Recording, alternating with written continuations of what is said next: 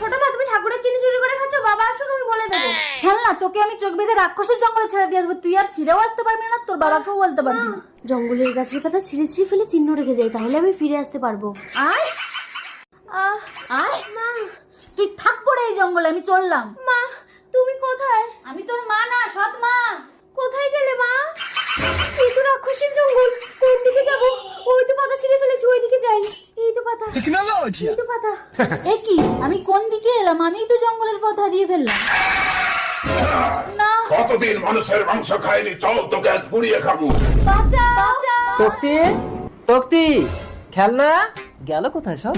বাবা, বাবা, বাবা। কি হয়েছে, কি হয়েছে খেলনা? তোর ছোট মা কোথায়? ছোট মা, তার মানে তো ও নিজেই জঙ্গলের পথ হারিয়ে ফেলেছে। চল চল আগুন জ্বালিয়ে আজ আমি মানুষের মাংস পুড়িয়ে খাবো।